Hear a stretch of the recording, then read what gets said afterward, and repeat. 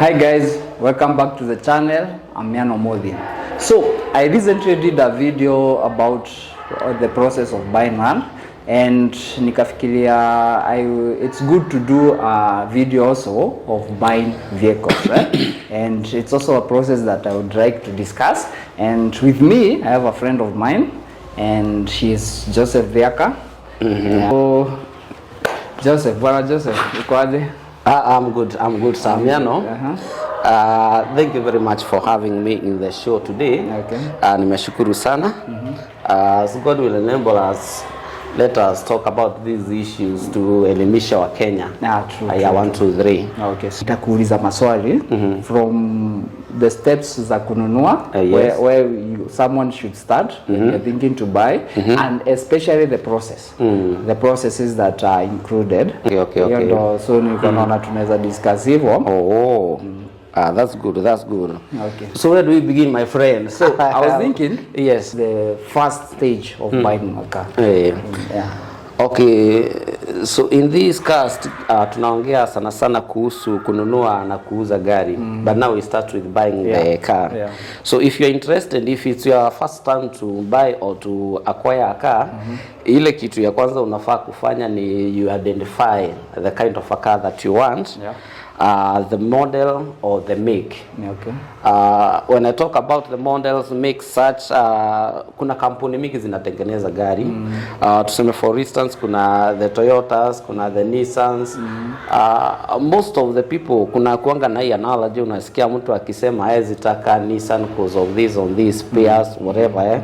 So to avoid such disappointments in future, do first your feasibility, stande vizuri sana ujue unataka gari aina gani. Ukishatabua ile gari unataka, then you can now go to the other step. Okay. So umeshaamua hii ndo gari nataka. So what's the first step? So first of all, you need to understand the pros and cons ile gari unataka. Sema kama ni Toyota unataka, why do you need this Toyota car? Its advantages of other cars ni gani? Alafu pia unafaa uelewe hii gari unataka kununua, what do you intend to do with the car?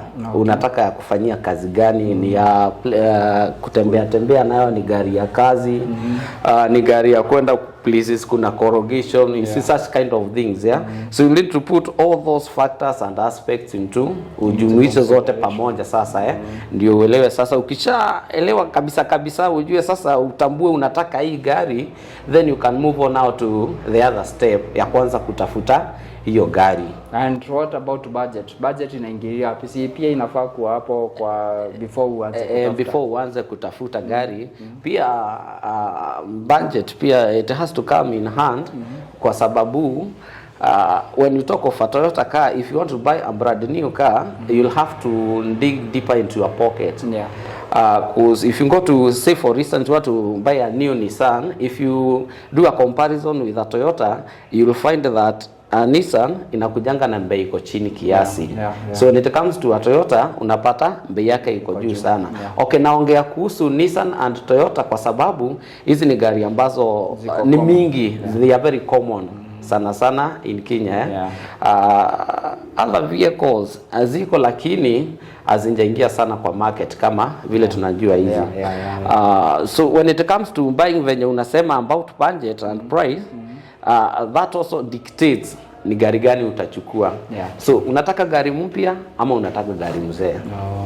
So you also have to put that into consideration. So umeshaamua, umeenda, umejua budget. Let's sasa ni mimi niko na budget ya kama 500,000 to 700. That's my budget. Maximum 500 to 700. Nimeshaamua na niko torn between Toyota Probox ama Wingroad. And then when umesema sana naweza pata a newer Wingroad na hiyo 700. That is very true. So nimeamua.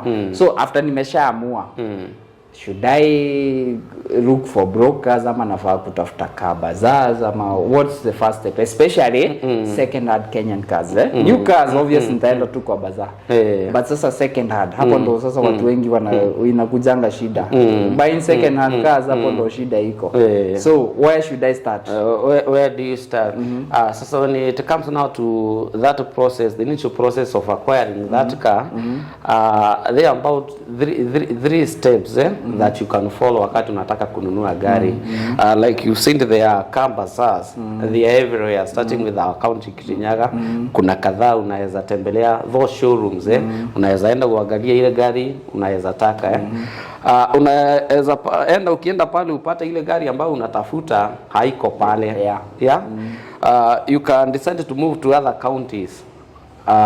Sana sana unaweza enda place kana Nairobi, there are many bazaars over there wako na second hand pia bazaars ziko let me say 98% of car bazaars in Kenya wanauzanga second hand cars. 98% because ni mingi, they are many mostly in Nairobi. Quite a number of them. Ziko ni mingi. From there, there's also this other alternative. There's this other means ambayo unaweza tumia kutafuta gari ile ya kutafuta online. Yes, unaweza ingia online and what are kuna mitambo kadhaa Jiji, unaweza angalia Jiji, unaweza angalia Facebook, pia Instagram unaweza pitia pale. You'll find adverts mingi kulingana na ile gari unataka. If you type the specific type of a car that you want, utapata hapo zikiwa zimeorodheshwa mingi. The other option unaweza tumia independent agents kama mimi. Sana sana watu wanatuitanga brokers. Sasa sijui hiyo jina walitoa wapi. You broke. You are broke. So broke out. Si broker ni broker. It's a middleman. Broker is in short is the middleman. You are the middleman. So kama yuko na sasa hii nikakwambia natafuta wing road. Chances are you have someone unajua kona wing road anauza. Yes. Ama you have a car bazaar unajua hiyo unaweza pata good wing road. Chances are so but why do you call me a broker? Because you are the middleman. Broker, I guess it's a brokerage is the middleman. Ukienda kwa stock exchange, a brokerage is the middleman between the buyer and the seller of the shares. Okay, personally I refused to accept that name. You can call me any other name but not a broker. Middleman basi. I'm an agent. Yes. This other option, we are the best guys in this field. Sisi ndio watu ambao tutakusaidia kupata ile gari ambayo unataka, because we've got connections everywhere. We've got all different kinds of cars. Tuko kwa hii field, tumeingiana na hao watu tunawajua. So we give you the very best deals ever. Na hapo nikwambia kuna mtu mzuri kama watu mnaitanga hiyo majina. Tumesema we are the guy. We are the guys who will give you that best deal ever. So hiyo option ya tatu, you can engage the local middlemen. You can engage those guys. Some of them got offices, they call themselves commission agents offices. They are everywhere. But it will do you great justice if you learn to deal with the local guys around you. They'll help you a lot. So what is the next stage after tumeona hiyo gari? Tumekuja kwako, nimekupatia details zangu, tumeona gari, tumekubaliana hii ndo gari. So what's the first stage that you should do? Kutoka hapa sasa tumeenda field, umeangalia gari, imekufurahisha. Kitu ya kwanza ni kutazama gari. After umeitazama, umekagua kila kitu, imekufurahisha, umeipenda. Now that is where you enter the next stage ya kuangalia gari mechanically kama hiyo gari ni nzuri. So if the guy ambaye anakusaidia kutafuta gari hajui mambo kuhusu gari sana sana mambo mechanical kuhusu engine and gear, it is always advisable kutafuta mtu kama mechanic, a person that you can trust, akuja sasa na wewe kwa field, preferably the second day, sasa akuangalilie gari kila kitu. Mnaweza enda road test the second day mkiwa na mtu wako ambaye anakuangalilia gari, and that is if the person that you are dealing with mwenye anakutafutia he or she is not conversant or familiar with those mechanical or engine faults of a vehicle. So kama wewe, it's always good to involve the third party now. So like you, I suppose you are conversant. I'm very conversant with the vehicles. So where mimi nikikujia sitahitaji mechanic. You will not need a mechanic when you come to me. Because I am familiar with the issues, those minor and major issues. Utapata gari iko na such issues, we can detect them from far. Okay. So after sasa tumeona tumepita gari imepita mechanical issues. What's the next step? That's where you now move on to the next step now of verifying whether the person who is selling the vehicle to you is the actual owner of that vehicle. So that is where now you enter the third stage of verification of who actually owns this vehicle, as well as you verify the document. The documents of a car inakuanga tu moja, ni logbook. So hii inakuanga very simple, na ndio nasikianga kuna kuanga na issues, unasikia mtu amegongwa na gari, sasa ukiuziwa gari such things should not happen in Kenya at this age and time, kwa sababu now when it comes now to this third step of acquiring, before you even pay a dime, kitu ya kwanza unafaa kufanya tunaenda sasa kuverify kama gari ni yako unaniuzia. Uko na logbook pia, hiyo tunataka kuverify kama gari ni yako. So what we usually do, unakuja na logbook kwanza, tunaangalia pale, tunafungua acha mambo ya search. Ukuja na logbook yako kwanza, tuangalie kama umebadilisha engine, kama engine inapelekana na yenye na zile ziko kwa nini sasa, chassis na engine kama zinapelekana na zile details ziko kwa logbook. After verifying that, sasa you can go to the cyber. Sasa you can ask for an official search. Official search itakuletea details za mwenye gari, mwenye mko nayo. Search usually cost, it's around 200 per search. Per search. Oh, so expensive. That's the cyber fee. But there is an amount that you pay directly to NTSA. That's around 500. So the total cost of car search, it will cost you around 700. Na kama uko na computer yako ama simu yako, you are conversant with that. Yes. Very true. 500 per search. Very true. You can still do it with your gadgets. 500 per search. Exactly. Vizuri mtu ajue for every search kuna cost na ni 500. After the search sasa ndo sasa utaverify ile majina iko hapo ndo ya mwenye anakuuzia. Exactly. Na hapo ndo utamuitisha ID yake. That is true. Na pin zake confirm. You need to confirm nini his identification through ama hiyo tu naangalia ID unaenda. You are not yet done.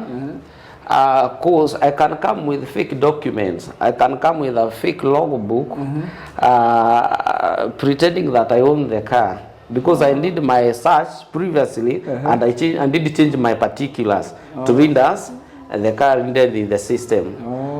So ukishafanya search kama ati inapelekana, usikue contented with that. Kuna that now last step, which is very important, very crucial.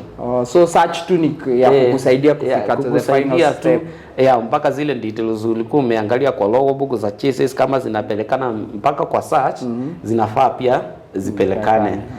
Na kama alikuwa amebadilisha kitu kama engine, anafaa kukuwa na official papers zenye zinaonyeshana hii engine ni ya kubadilisha na ilinunuliwa wapi. Kuna those receipts nini official. Na anafaa pia zile kama amebadilisha engine anafaa pia apply kubadilisha search particulars. Pia ziweke kwa logbook na ziingie kwa system. Ndio in future msisubuane. So when you are transferring the vehicle, kama engine ilikuwa imebadilishwa you can also apply to change search. Ndio nayo sasa ile time itafika ya kuuza gari msianze kusubuana na zile makaratasi. So umesema after sasa nime search what's the next hiyo crucial hiyo part unasema mambo ya verification na hizo manini na kama gari haijabadilishwa engine kama haijabadilishwa engine you are good to go. Hakuna kitu kingine unafaa kubadilisha hapo. What if mtu akulete a fake ID yenye anajua ni ile? That is where I was coming. Okay. Now we are getting to that. Sasa after verifying through search kila kitu inapelekana, now you go to the other step. Okay. You are still operating in a Simba. That's what I'm presuming. Now mko kwa process ya kununua gari. Na most of the time it is advisable ununue gari kwa Simba. Because of facilitation ya kila kitu. After doing everything you can now draw an agreement. Pesa mnauzania gari mnauzania pesa ngapi? You draw an agreement. Draw that agreement. I have a question. Yes. NTSA wanakuanga na already agreement forms wako kwa nazo. Can you do you have to download theirs? You can use their forms or you can download one from the cyber. It's just a simple agreement. Okay. Sawa. Cause ile kitu inakuanga ya maana sana ni ya kutransfer gari sasa. Now before you transfer, after doing the agreement, you don't transfer the money direct. Now you first transfer the car now to your particulars now. To my name, and this is where con artists hapo ndipo wanashikiwa. Cause kama gari si yako, when we come to transfer the vehicle, sasa wewe utashikiwa hapo. Jua itaingia kwangu. Kwa sasa immediately after we initiate the transfer process, kuna konti inatokanga pale kwa NTSA. Hiyo konti sasa ikitumwa inaenda kwa mwenye gari. The real owner sasa, the one who is registered. Sasa inamuuliza sasa hii konti inasema unataka kutransfer gari yako kwa mtu fulani. So hiyo konti transfer to. So suppose the car is not yours. Suppose I'm selling the car which is not mine. So after we start we initiate the transfer process. So konti inatumwa kwa mwenye gari direct. So lazima mwenyewe akuwe hapo na namba yenye alisema. Lazima mwenyewe akuwe hapo. Unless wameiba simu yake. Na kama hayuko hapo kwenye ako anafaa receive hiyo code. Aki-receive code awatumie. That's true. And then sasa and then you open your team's account. I open my team's account. Na kama hauna you create one. I create one. Okay. Exactly. Okay, so after that now so hapo ndo lazima logbook ikue fanywe scan na cyber. That is very true. And then sasa iingie to your system. Iingie to my system. Sasa kama gari ilikuwa na mavitu hapa na pale, sasa unaona majamaa wanaanzanga kutoka mmoja kwa mmoja mkianza kufanya transfer. So naenda. Imeshakubali. After ishaingia kwa system, you don't need to worry about anything from there. Now you can pay. Ile kitu utachukua tu ni the old logbook. Cause hii old logbook lazima utairudisha kule kwa NTSA ukienda kuchukua the new logbook bearing your name. And how long does it take? Approximately a fortnight, that is 2 weeks to 1 month's time. Okay. Immediately after gari imeingia kwa system, after the transfer process is through, kama hujalipa mwenye gari uko na gari yake illegally, pay the owner of the car promptly, immediately. Either cash ama transfer. Na kama and don't pay in cash, it is always advisable. Kama unalipa pay na kitu ambayo itaacha paper to prove that you did pay something. You did transact this. Don't pay in cash today. Also go to bank and pay. Let's say that logbook umesha transferiwa na sasa imekuwa yako na umelipa and then you take the old logbook now. You have to return it. Hakuna any other step. There is no other step kutoka hapo sasa. Sasa the car is yours. The car is yours. Hope umesaidika na umesoma kitu hapa, and thank you Mr. Joseph for even giving us a detailed way. Na pia hii inaweza saidia mtu, at least you don't lose your money ama even yani it's the right process, haina shortcuts. Na watu waambie wakitaka kununua gari wanitafute. Mimi naitwa Tycoon Joseph na niwape namba yangu ama weka pole. Hey, if you are interested in a vehicle, ile vehicle by the kind of vehicle. Ni broker na uko anywhere in Kenya. Anywhere in Kenya, tutatembea everywhere in Kenya. Any point hakuna mahali hatutaingia mpaka tutapata hiyo gari unatafuta. Okay. Nipata kwa 0727 4710 058, 0727 470 058. Okay. Ama pia unaweza nipata kwa my Airtel line ambayo inakuanga on throughout 0737 183 703 and 0737 183 703. Niite Tycoon Joseph, nitakusaidia na mimi nisaidike pale. Asante sana. Nashukuru sana Jose. Nimeshukuru sana pia for having me in this podcast and I look forward to another exciting episode like this one. Niite tena nitakuja my brother. Asante. Hope umesoma kitu na pia mimi I'm honored umekam. Remember to hit the subscribe button, hit the like icon na pia share this video if you really liked it. Thank you. See you next time. Thank you.